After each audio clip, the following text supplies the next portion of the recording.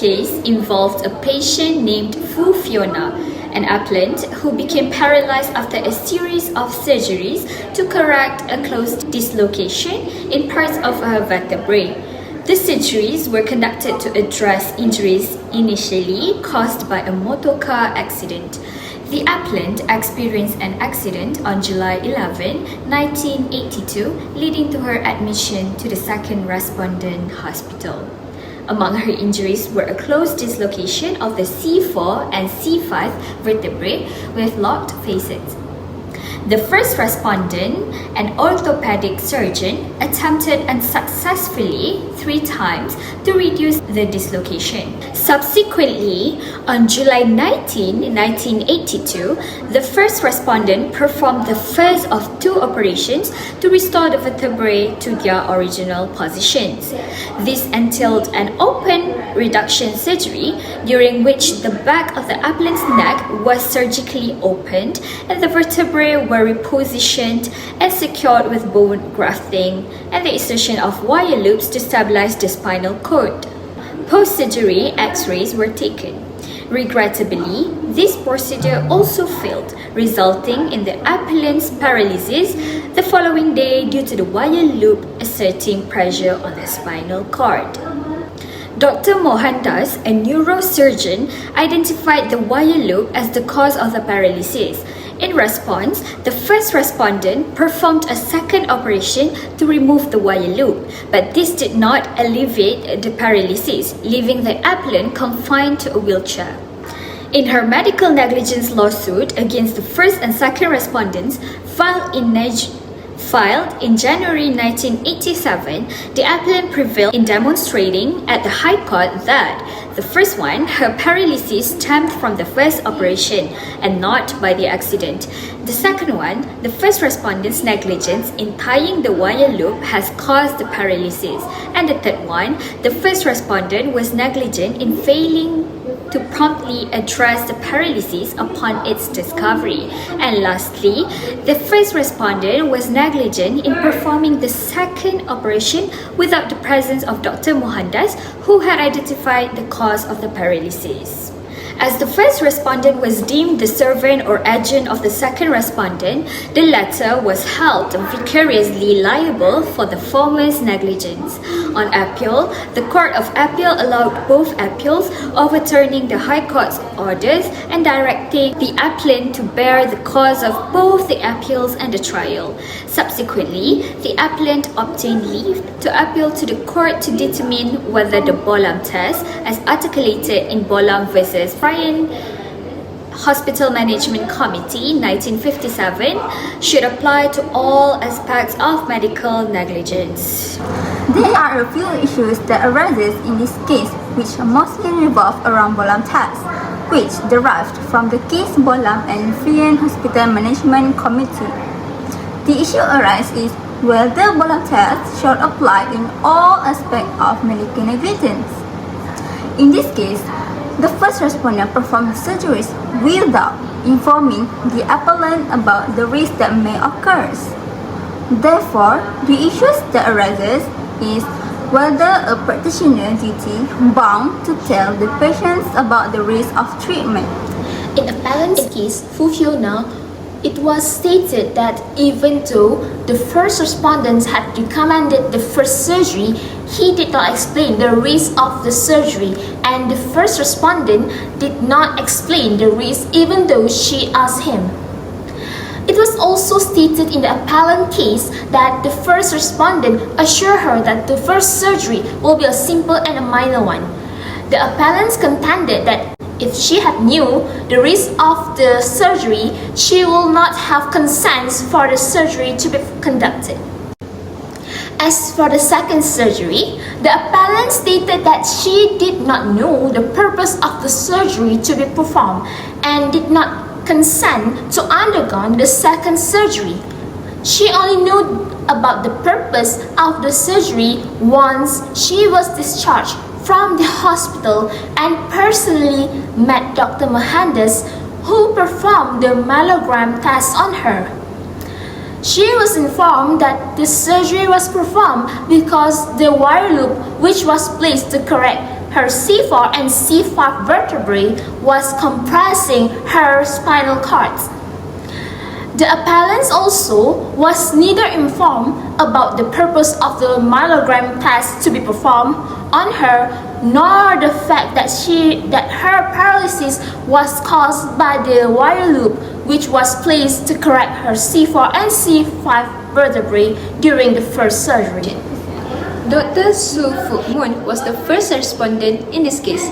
In his evidence, the first respondent stated that around 1:30 a.m. on July 12, 1982, while he was at home, Dr. Celine Pereira informed him that the plaintiff had been admitted to the hospital with a fractured cervical spine and a question about an intra-abdominal injury. Following an examination of the X-ray, Dr. Pereira made the diagnosis. The first respondent argued that a dislocated facet was more serious than a fractured cervical spine. Following an examination of the appellant, the first respondent discovered that she had dislocated facets. Consequently, Dr. Pereira's diagnosis was incorrect.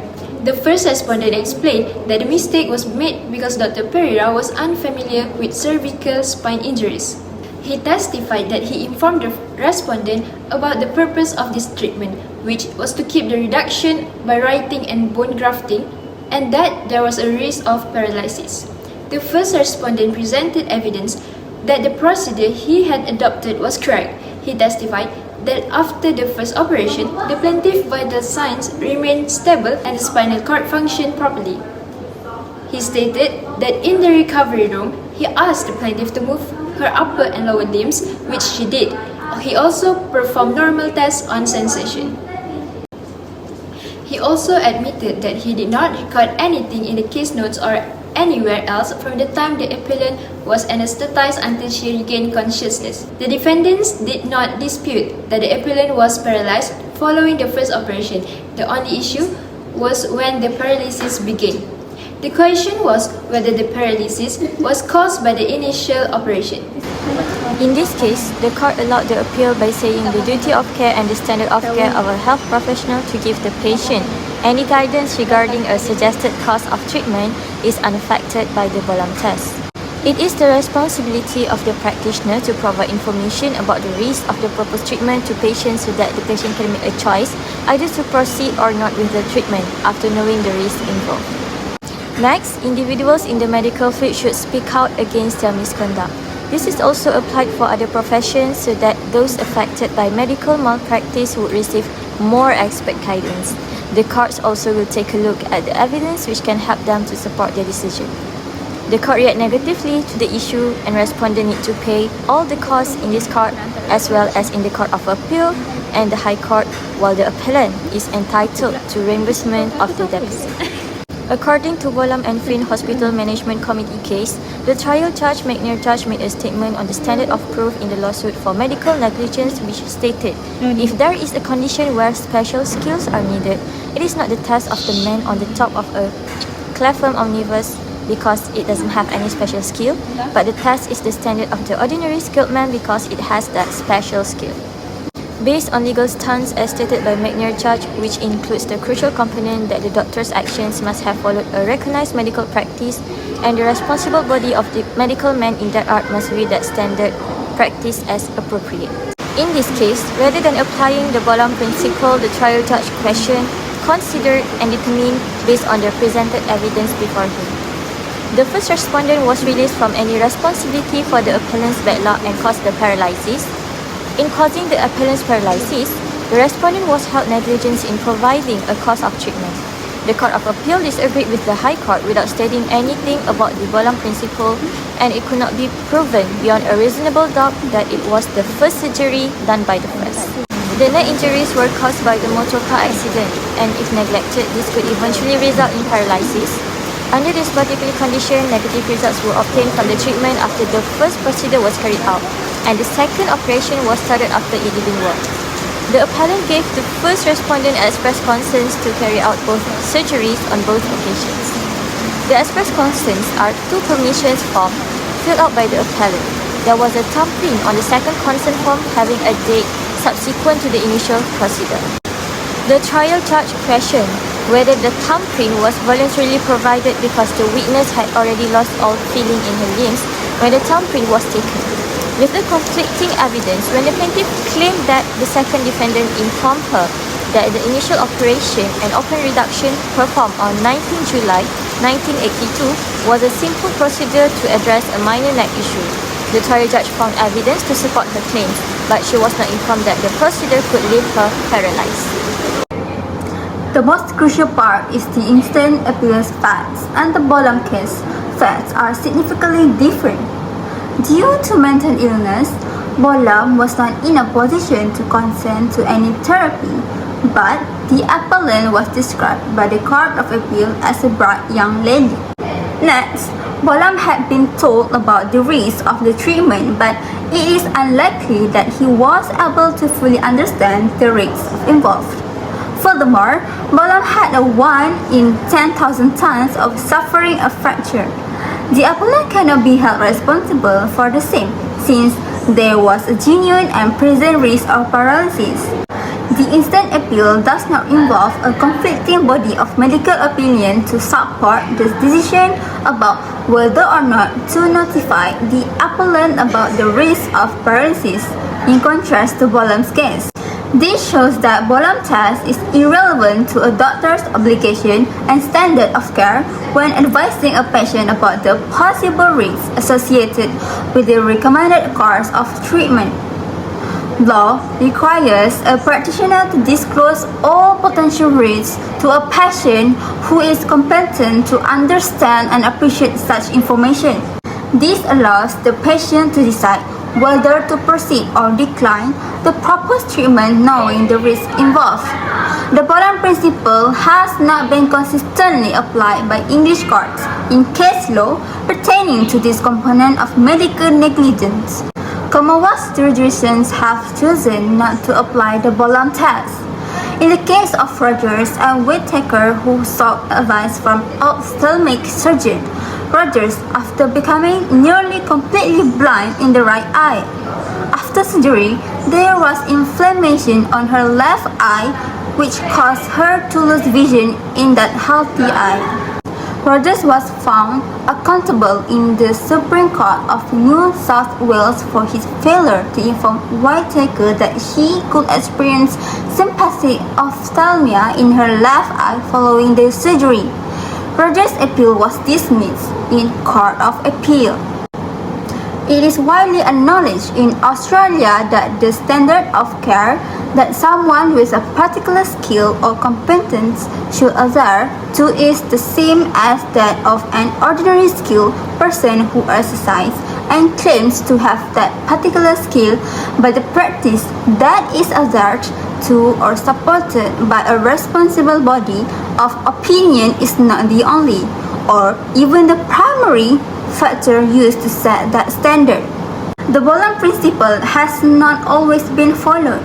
The Bolam principle has been abandoned in the areas of risk, non-disclosure and advice, and information supply. The courts have embraced the idea that although information on accepted medical practices can serve as a helpful guide, it is up to the court to decide what constitutes a reasonable level of care after taking into account how important it is for every individual to have the freedom to make their own life decisions. There is a difference between the ordinary skilled man's and the reasonable competent man's standard for negligence based on Michael Jones' book on medical negligence. He underlines that the court, not the profession, should decide what a reasonable doctor would have done. By using the evidence that has been offered, the court should ultimately establish the standard of care in cases of negligence. This crucial distinction between an ordinary skillful doctor and a reasonable competent doctor is missed by the Bolam test. It is imperative that healthcare professionals speak out against misconduct so that it will be possible for parties to medical negligence lawsuits to get better competent counsel and for the courts to be provided with evidence that would support their decisions. It was agreed that the Bolam test would not be as suitable or practical in the modern era as the Rogers and Whittaker I'm test. going to give my conclusions about this case. I support the court's decisions to use the Rogers and Whittaker test instead of the Bolam principle when discussing the risk of a proposed treatment with a patient. Unlike in the Bolam case, the defendant did not allow the plaintiff to choose whether or not to proceed with the operation. Bolam, a mental patient, may not have been able to give an informed consent like the present appellant, Fu Fiona, who is described as a bright young lady. The risk of injury in the Bolam case was 1 in 10,000, while the risk suffered by the appellant, which is paralysis, is present and real. Thus, it is the doctor's responsibility to inform the patients about the risk. Let's moving on to the judgment of one of the court judge in the federal court. According to Siti Norma Yaakob, federal court judge, it is the practitioner's legal duty to inform a capable patient of the risk of a proposed treatment to allow them to make an informed decisions. Stephen Shim court judge, which is from the Sabah and Sarawak, Abdul Malik and Mukhtar Abdullah, which is also part of the federal court judges, have their unanimous judgment on choosing the Rogers test instead of Bolam. The Rogers test from Australia states that patients have the right to make their own decisions about medical procedures after receiving adequate information. A doctor must consider all relevant information about the patients to determine which risks are significant. This means that a medical practitioner can still be held liable for negligence even if they have expert medical opinions supporting their actions. Lord Brown Wilkinson emphasized in the House of Lords judgment that a doctor cannot escape liability for negligence simply because they have opinions from multiple medical experts supporting their treatment or diagnosis. The judge in that case emphasized that for a defendant to be deemed responsible based on expert medical opinion, there must be a logical basis for that opinion. Simply relying on expert medical opinion alone will not automatically absolve the defendant from liability.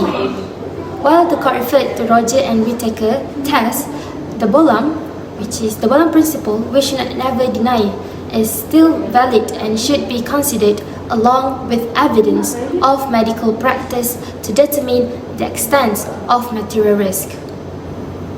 However, looking to the previous cases in Australia, which is the Natsakis and Western General Hospital and another case, it was noted that the standard of care for individuals with special skills should not be solely based on expert medical opinion, but should be considered along with other factors in determining material risk. Enough from the civil perspective. Moving on to the Islamic perspective, as we know, physicians are taught to interact with patients professionally, respect their privacy, preserve their dignity, and listen to their views. Patients should be fully informed about the treatment's potential outcomes and associated risk before giving consent. In Islam, al-ta'adi is the principle that holds doctors accountable for mistakes or negligence regardless of patient consent. For instance, ultimately, individuals are responsible for their actions, and to borrow a quote from Lord Wolf's inaugural lecture in London in 2001, the phrase, "Doctor knows best," should now be followed by the qualifying words, "if he acts reasonably and logically and gets his facts right." In conclusions, the court's judgment on using Rogers test was acceptable and fair for the rights of the patients.